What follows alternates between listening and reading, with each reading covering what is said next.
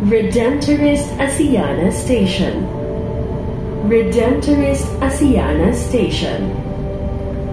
Station, ito yung Ross Boulevard.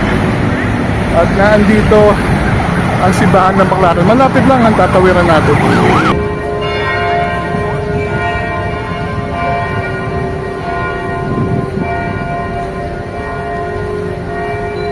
Marami kayo mabibili ng mga damit dito. Mura lang dito. At pwede pa kayo tumawad.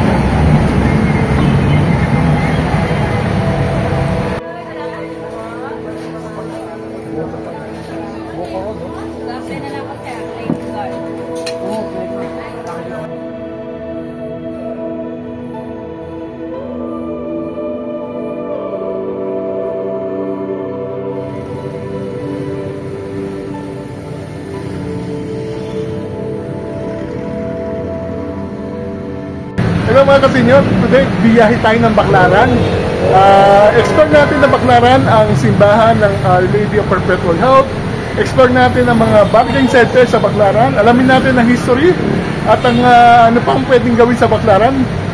Titikman din natin ang mga iba-ibang pagkain na matatagpuan sa Baclaran. Kaya join me as we take the LRT to Redemptorist Station to explore Baclaran. Let's go!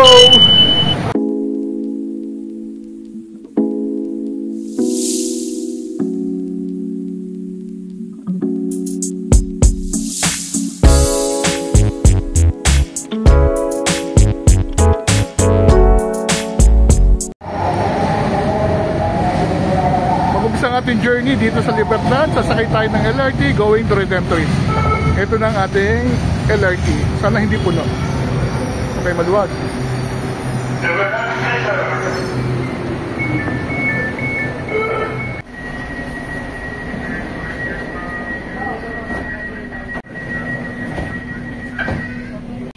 Ay Baclaran Station. Next station, Baclaran Station.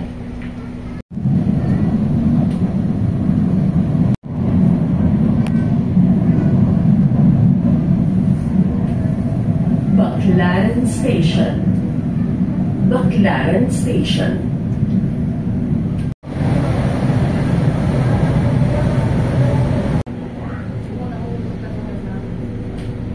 Ang susunod na istasyon ay Redemptorist Asiana Station. Next station, Redemptorist Asiana Station. Diyan tayo bababa sa Redemptorist Asiana to get to the Redemptorist Church to explore Baclaran.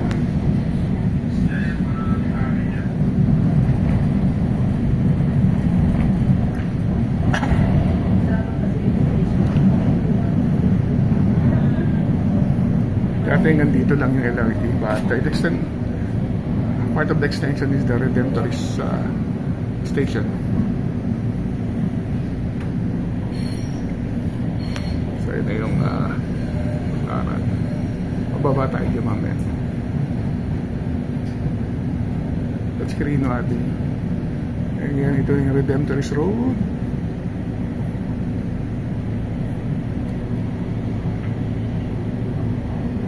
Yung simbahan ng Baclaran, Our Lady of Perpetual Help. Pupuntahan natin yan mamaya. On the right side is the convento, which was built around 1930s. The church was built around 1950s.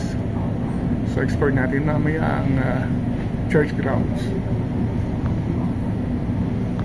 This is one of the biggest churches in the Philippines. It can accommodate 11,000 people. Antonio Carrillo.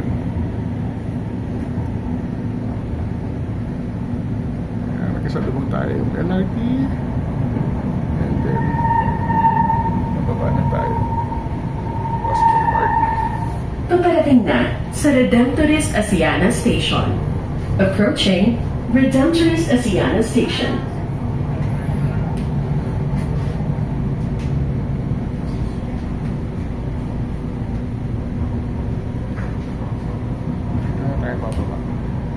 Redemptorist Asiana Station. Redemptorist Asiana Station.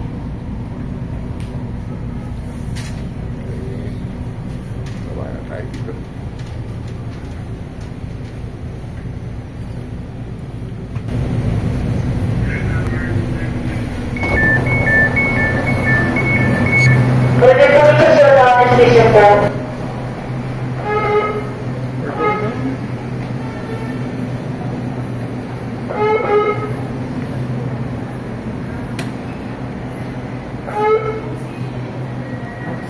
may escalator sa kabilang side, pero we'll use the stairs na lang.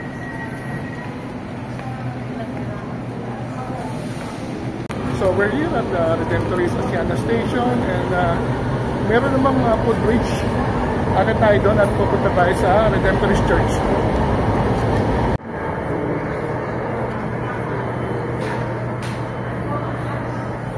Redemptorist Station.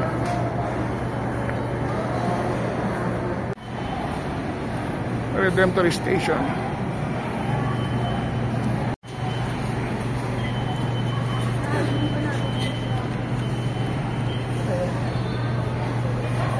Ayun.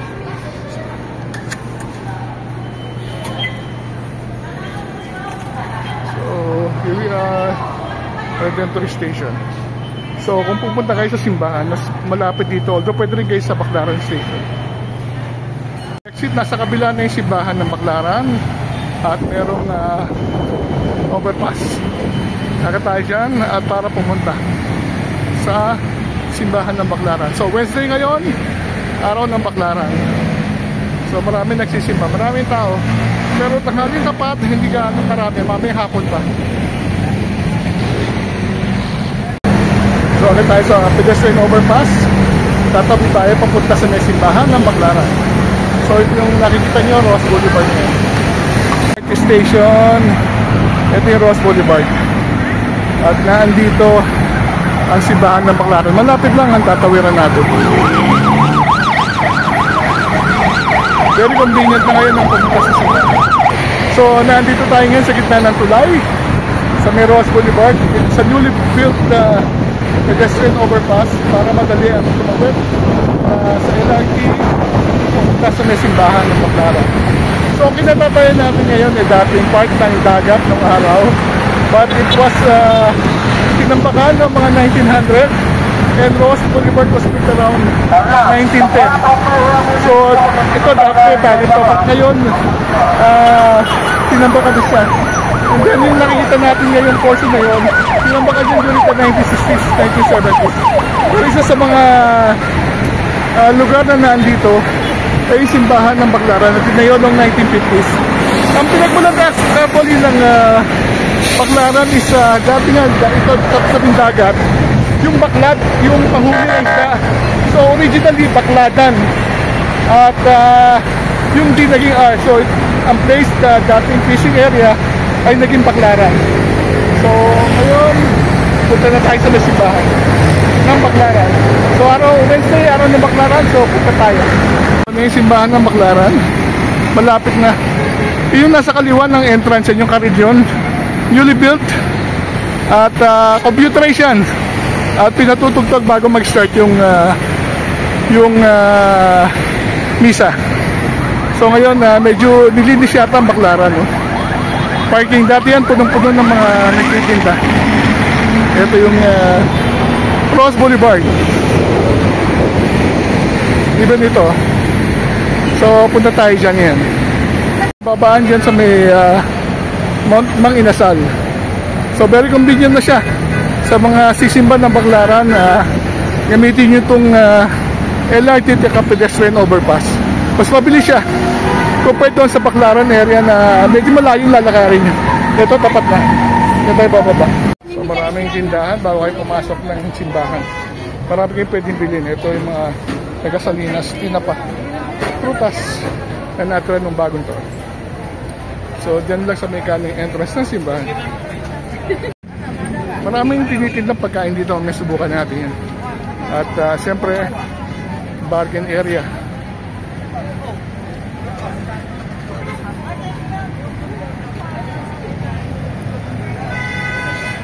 So sa kanan ang entrance papasok ng simbahan ng Baclaran.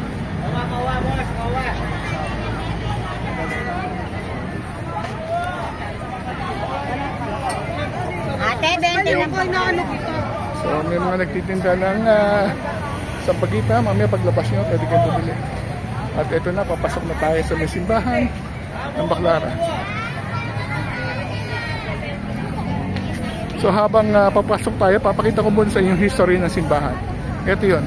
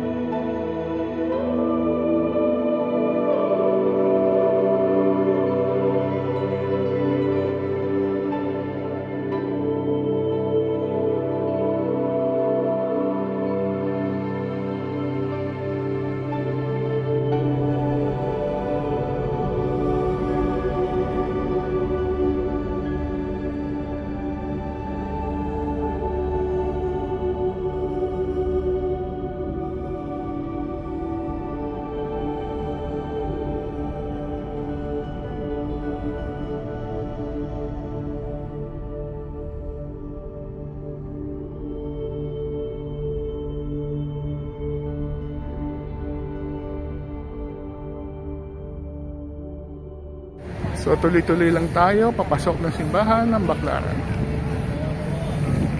Yan. Pakita rin ko rin sa inyo yung oras ng misa dito pag Wednesday. Ito yun. So merong novena mass at saka merong regular mass. So maraming sumisimba dito, lalo na sa ito rin yung simbahan na bukas 24 oras simula noong 1950s, dahil ang policy nila is dapat bukas lagi ang simbahan para sa mga taong gustong magdasal. Yan ang simbahan ng Baclaran.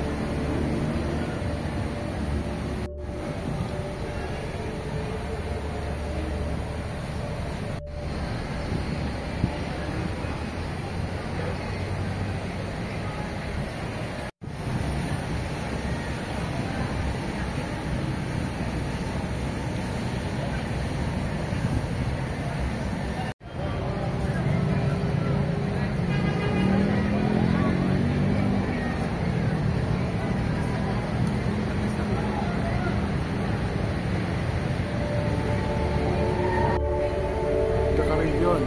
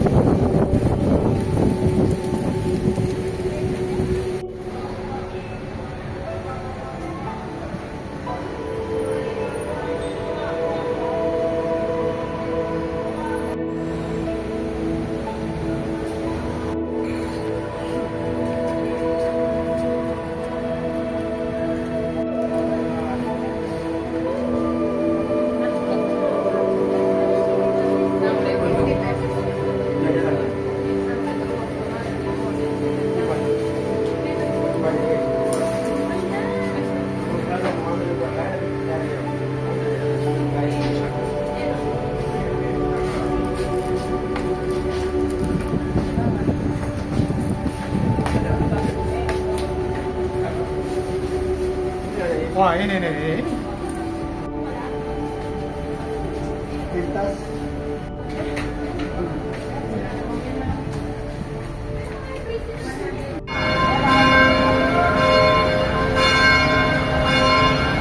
Yung tunog na karil yun.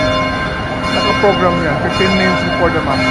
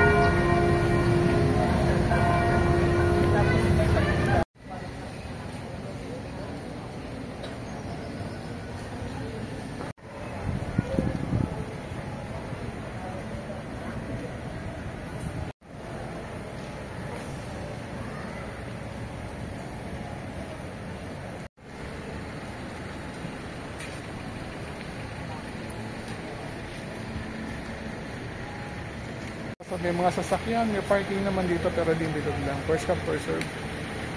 Minimal lang yung bayad. And then sa taas makikita natin ang LRT.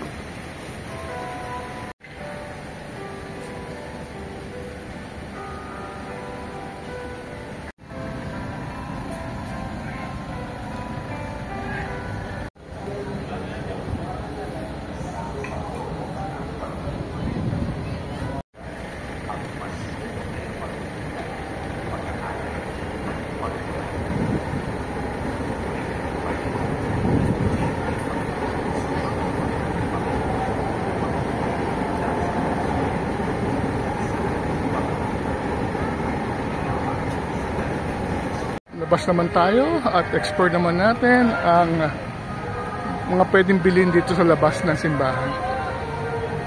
At nag-start itong mga pamilihan ng Baclaran nung ginawa ang simbahan.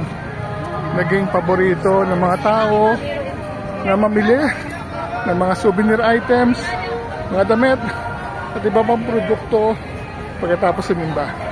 Meron din dyan mga nagtitinda lang sa pagitan. Sa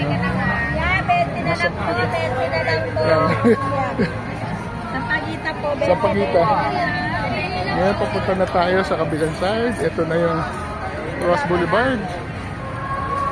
Ako pa yun si Modas. Dati maraming ano dito, mga tindahan, pero usually nililinis sila ito lagi. So doon tayo pupunta sa may kabilang side ng Redemptorist Road, sa may harap ng Max Fried Chicken. Yung Max pala, isa sa mga pinakamatandang establishment dito. I think mga 1960s pa sila dyan. Pati yung Dunkin' Donut, dala ko na during the 1980s nandiyan na yan. So punta tayo doon. So may mga tindahan na dito, pero mas maraming tindahan doon sa kabila. Doon din yung sakayan kung gusto nyo sumakay ng jeep papuntang Divisoria, Avenida, Quiapo.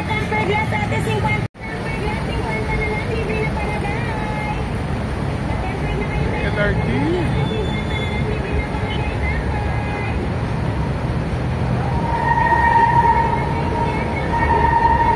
Punta to sa estasyon na pinagalingan natin kanina. Marami tayong mabibili mga damit dito. Mura lang dito. At pwede pa kayo tumawad.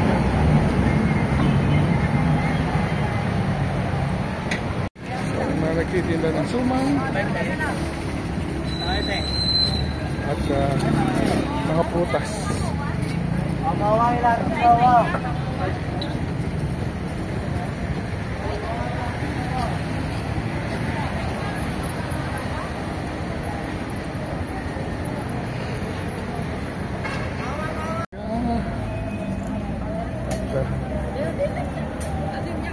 Ito yung pwede natin bilhin.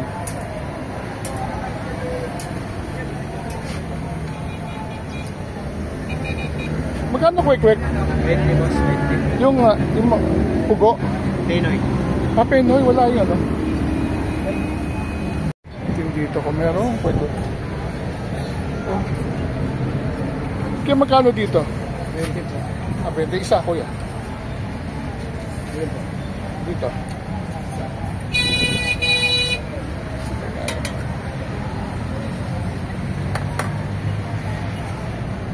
Yung fishball. 20 rin. Ay, isang fishball.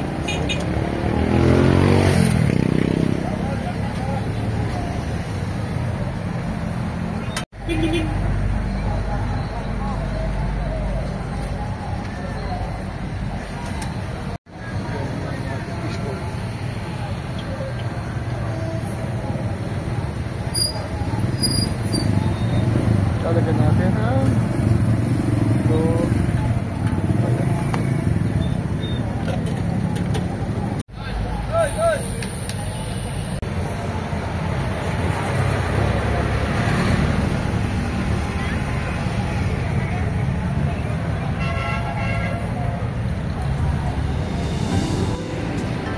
Necklace. 50 pesos.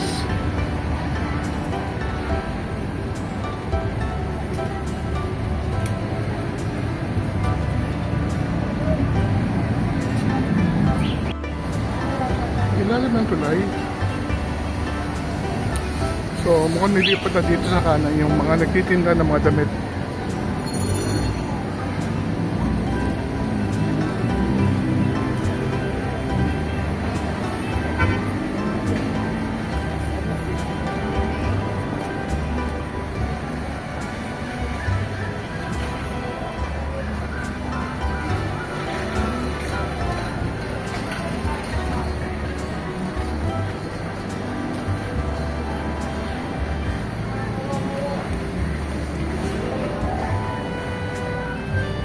Ganding perma, matagal na rin dito.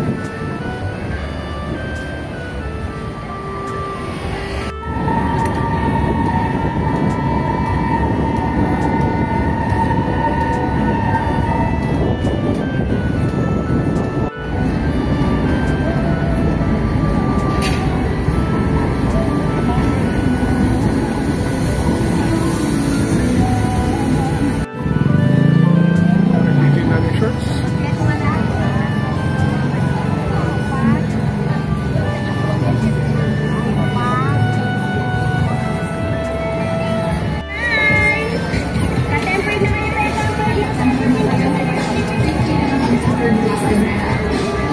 Transcom, ay magpapark kaso maghihintay kayo. Puno na kasi dalang yung isa na. Dapat pumunta na maaga. Nagtitinda ng mga religious items. Sila yung nag-umpisa dito sa labas ng simbahan ng Baclaran.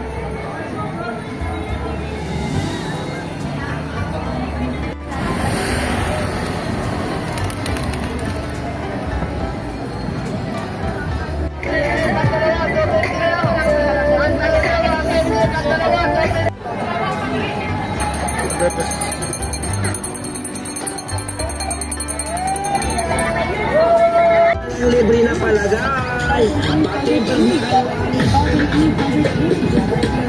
Rubber shoes bargain 300 Rubber shoes bargain 3.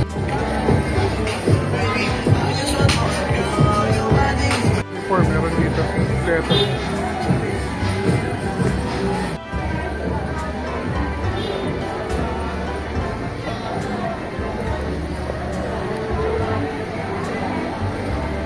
School uniform. Parong. Mga parong. Mga coat.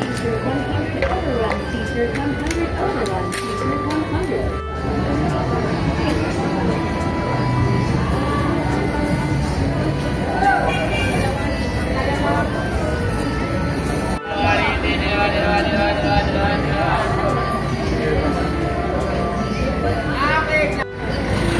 Yung mga pabango rin, no?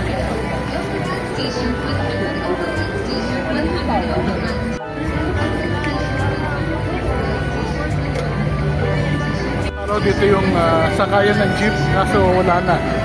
Konti na lang. Hindi na nagsasalubong yung jeep na galing Cavite at saka jeep na papuntang Manila.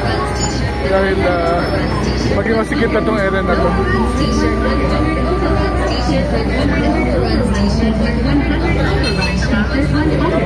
Overrun t-shirt 100. Overrun t-shirt 100. Overrun t-shirt 100. Overrun t-shirt.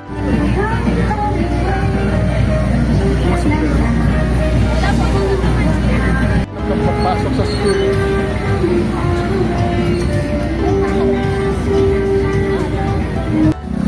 Dami pa rin, eh.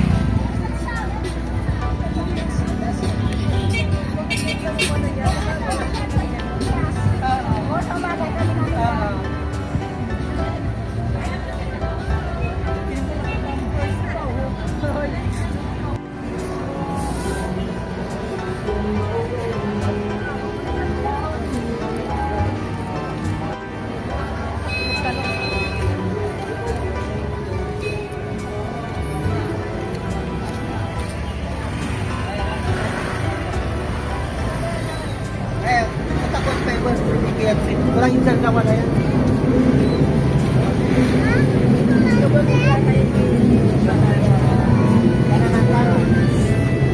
Free butter.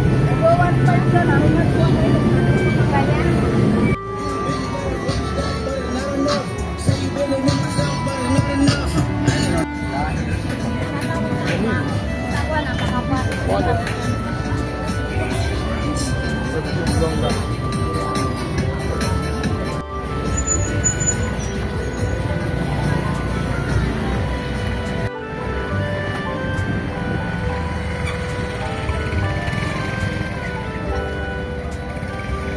Lagi sa Ugbo sa Baclaran. Dito marami tayong makakainan, marasarap na pagkain. So tingnan natin na pwede natin kainin.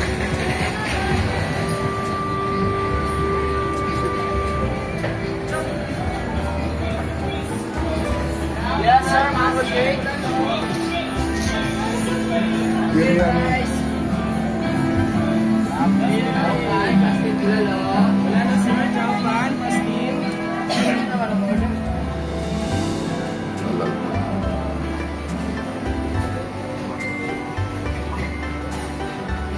Let's see later.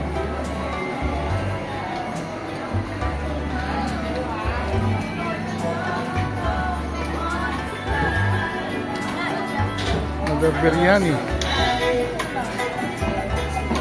Ay, Lord, pagtawag ka. Patawag ka.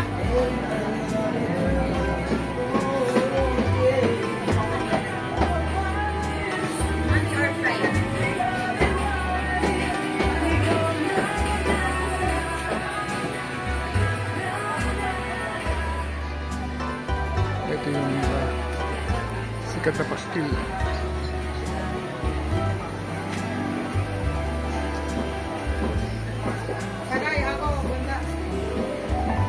Biryani.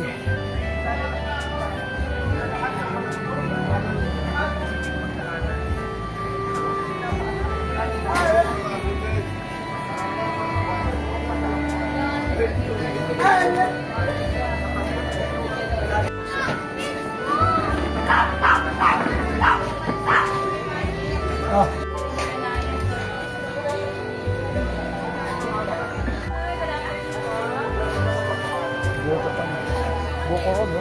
Kasi na lang kasi ang lady guard. Okay na. Balakad na lang ako sa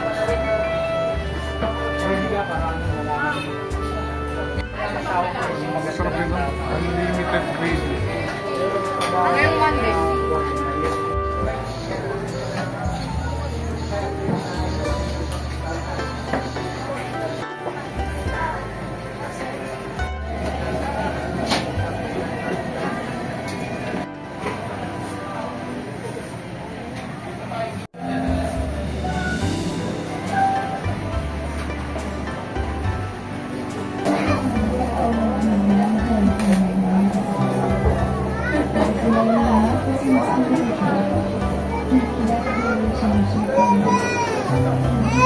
Uwi na tayo.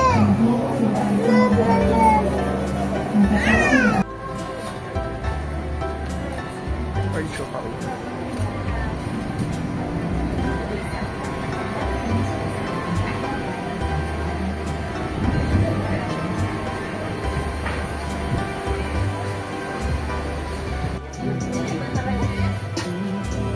Ano yun? Ba't sumabang liit? Magkano? Ate yan. Yes sir, masarap naman niya kahit na. Sige, tigit-tigisa pa tigit. Isang chicken, isang pork, isang dashi. Ah, please. Sarap yan, ha? Yes sir. Masarap yung lagi akong nabili kaya masarap na kuliit. Lumiit ba? Sumabalik, ito na. Lumit ba, ano ba? Huwag na kanina Ganyan ko talaga na yan. to. Order ako din ng bats, mami ako balikan. O sige, lulutuan Ah, ka luto mo para bago. maganda. Okay. Para And masarap. then, Diba? Juicy. Ang gusto ko ito spicy. Ito, toyo. Yes sir, toyo.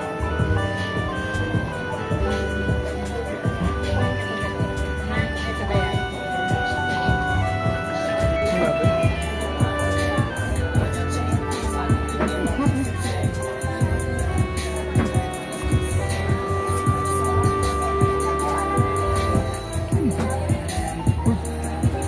Ito naman yung market ng Baclaran.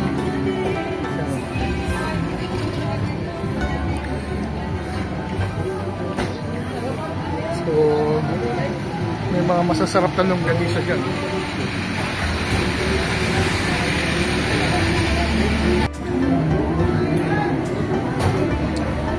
Balit-balit ang mga kulay.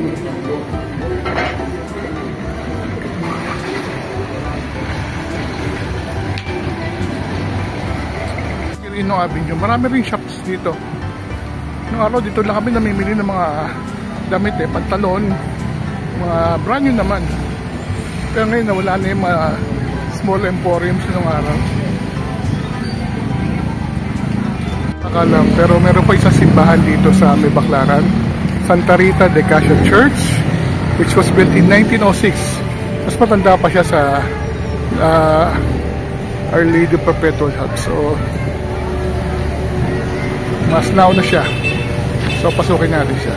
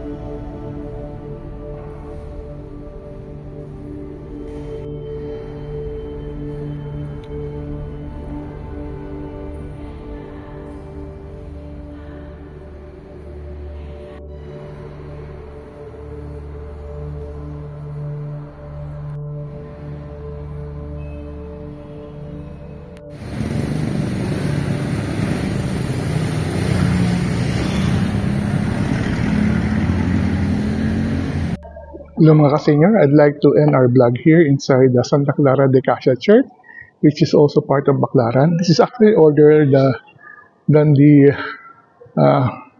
Our Lady of Perpetual Help Church, Redemptorist Church. But I'm glad that we were able to explore Baclaran this time more extensively. So we started in LRT Redemptorist Station. If you're going to Baclaran, particularly Redemptorist Church, you have now another option. Take the exit at the Redemptorist Church, and then from there, there's a pedestrian overpass that will take you directly to the entrance of the Redemptorist Church. So we did that, and we were able to explore the church, which was built around 1950s. We were able to see some of the features of the church, as well as was able to see how many people are actually coming during Wednesday. So pag Wednesday is Baclaran Day. So napuntahan din natin ang ilan sa mga important monuments inside the church compound. Narinig din natin ang pagring ng karilyon 15 minutes before the Novena Mass. And then after that, we went around Baclaran. We were able to go around the shopping area. Ang daming bargain pala dito. We were able to do food trip. Maraming pwedeng kainan. So, siguro in the future, we'll be exploring more of these food offerings around Baclaran. And then, finally, we walked through Quirino Boulevard, and then went to Santa Clara de Casia Church. So, Santa Rita de Casia Church. So, sorry. And then, now we would like to end our vlog here. I'm very happy to take you around Baclaran. If you do have time, come to Baclaran, especially on Wednesday, which is Baclaran Day, and explore the sights and the taste and the sound of Baclaran. With that, thank you very much for watching. Travel while you can. Until our next vlog. See you soon.